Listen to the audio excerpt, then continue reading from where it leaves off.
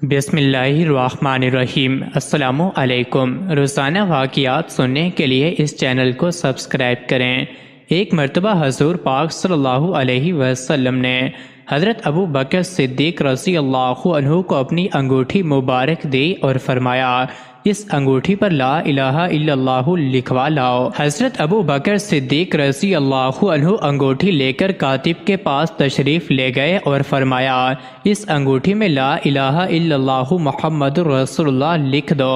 کاتب نے انگوٹھی پر لا الہ الا اللہ محمد رسول اللہ لکھ دیا۔ صدیق اکبر بارگاہ رسالت میں حاضر ہوئے اور انگوٹھی پیش کر دی تو اس انگوٹھی پر لکھا ہوا تھا لا الہ الا اللہ رسول اللہ، اور اس کے بعد حضرت ابو بکر صدیق رضی اللہ عنہ کا نام بھی لکھا ہوا تھا۔ حضور پاک صلی اللہ علیہ وسلم نے انگوٹھی دیکھ کر فرمایا، اے صدیق، میں نے تو صرف لا الہ الا اللہ لکھوانے کو کہا تھا، لیکن آپ نے اتنا زیادہ کیوں لکھوایا؟ عرض کیا، یا رسول اللہ صلی اللہ علیہ وآلہ وسلم، آپ کا نام میں نے بڑھایا ہے کیونکہ میری محبت نے یہ گوارا نہ کیا کہ آپ صلی اللہ علیہ وسلم کا نام رب کے نام سے جدا ہو جائے، لیکن میں نے اپنا نام نہیں لکھوایا تھا۔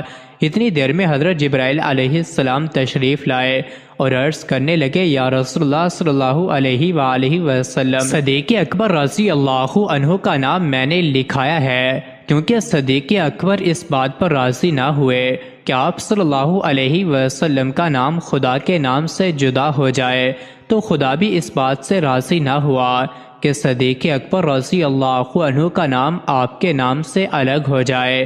امام فخر الدین رازی رحمۃ اللہ علیہ نے تفسیر کبیر میں اس روایت کو نقل فرمایا ہے۔ حضرت انس بن مالک رضی اللہ عنہ سے روایت ہے کہ جب حضرت ابو بکر رضی اللہ عنہ کا آخری وقت آیا تو حضرت علی رضی اللہ عنہ بھاگتے ہوئے آئے اور آپ کی زبان پر یہ لفظ تھے، انا للہ و انا الیہ راجعون، اور آپ نے حضرت ابو بکر رضی اللہ عنہ کے چہرے سے کپڑا اٹھایا اور یہ لفظ کہے، آج رسول اللہ صلی اللہ علیہ وسلم کی خلافت ہم سے جدا ہو گئی۔ اس کے بعد حضرت صدیق اکبر رضی اللہ عنہ کو غسل دیا گیا اور غسل دینے کے بعد آپ رضی اللہ عنہ کا جنازہ پڑھایا گیا اور پھر مدینہ انور کی گلیوں سے گھما کر رسول اللہ صلی اللہ علیہ وسلم کے روضہ مبارک کے سامنے رکھ دیا گیا، اور یہ لفظ حضرت انس رضی اللہ عنہ کے ہیں۔ کہتے ہیں کہ ہم ہاتھ باندھ کر کھڑے ہو گئے،